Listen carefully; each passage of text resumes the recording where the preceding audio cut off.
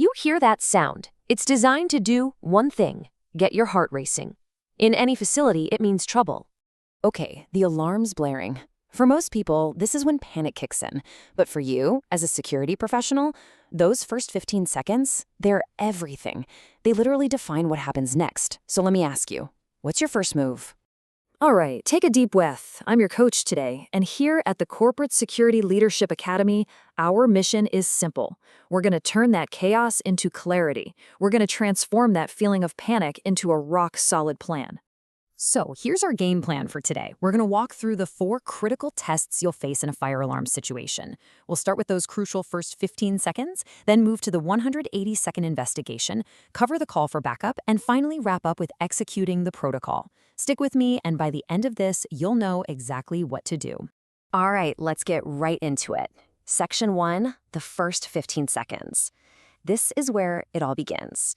And the key here is immediate, decisive action. There is absolutely no room for delay. So what's the number one mistake? The one thought that absolutely cripples a good response? It's this one right here. It's probably just a drill. Let me tell you, that single thought, that one little assumption, it's the most dangerous enemy you will ever face in an emergency. And that assumption, it just burns through critical, life-saving time. You know, while people are standing around wondering if it's real, a small, totally manageable problem can explode into a full-blown disaster. Complacency, it's just not an option for us. So, how do we beat that impulse? With protocol. A true professional doesn't think. They act based on their training. It's a simple 3-step response. Step 1, you treat every single alarm as a genuine emergency, no exceptions. Step 2, you immediately acknowledge the alarm at the control panel. This is huge. It stops any automated countdowns. And step 3, you move. Get to the indicated zone with purpose, with urgency, but never with panic. Okay, you've reacted. Now what? Let's move on to the next phase, Section 2, the 18-second investigation. Your mission now boils down to one critical question. Is this the real deal, or is it a false alarm? Now, you see this number? 180 seconds, 3 minutes. You might be wondering, why so specific? Well, think about a place like a data center or a high-tech manufacturing plant. If that fire suppression system goes off by accident, we're talking millions of dollars in damage. So this 3-minute window, that's your time. It's your window to verify the threat before the whole system goes into lockdown. And you have to use this time with absolute precision. The clock is ticking. Here's how you break it down. The first 30 seconds are for one thing only: reading that panel and locating the exact zone. The next 90 seconds are for getting there, moving safely and quickly, and that leaves you with a full 60 seconds, 1 minute, for your critical 360-degree scan of the area. Once you're on site, your own senses become your most important tools. You need to look. Are you seeing any visible smoke or flames?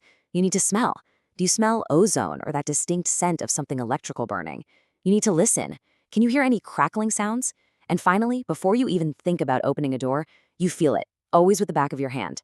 If it's hot, you do not open that door, period. Okay, so you've done your initial investigation. You've used your senses.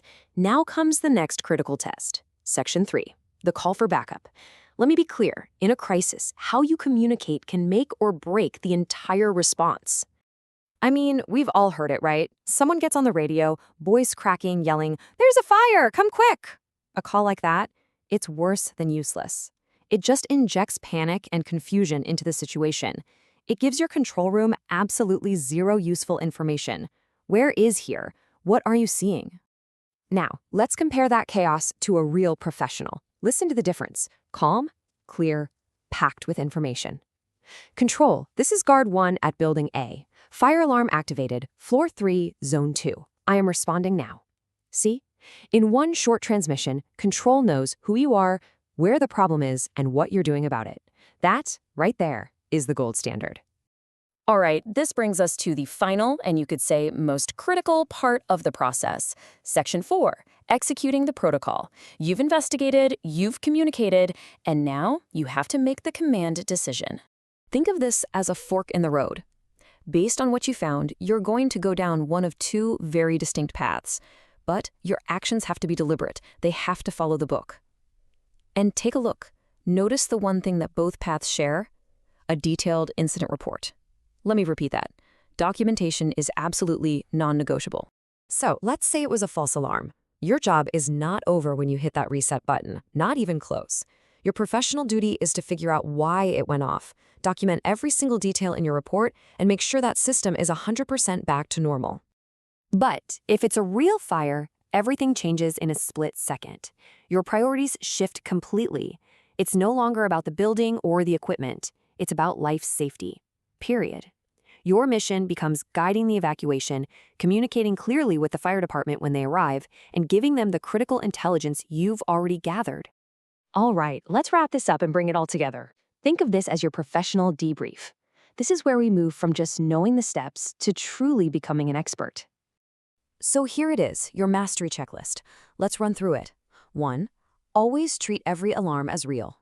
2. Use that 180-second window like a pro. 3. Communicate with clarity and calm. 4. Know your protocols inside and out for both real fires and false alarms. And number 5, the bedrock of everything we do, document everything. I want you to really think about this quote, because every drill, every training session, every single time you walk through these steps in your mind, you're building muscle memory. You're literally reprogramming your response, turning that gut punch of uncertainty into the cool confidence of a true professional. So I'm going to leave you with this one last thought. You aren't just a guard. You are the first line of defense. In that moment, you are the decision maker. You are the calm in the storm. So the only question left is, are you ready for that responsibility? And if your answer is yes, if you're ready to step up and show that you're a leader in this field, then I need you to take the next step right now. Like this training if it gave you value. Make sure you subscribe because we've got a lot more expert lessons coming your way. And finally, comment below with your single biggest question about emergency response. Seriously, we read every single one. Stay sharp out there and stay safe.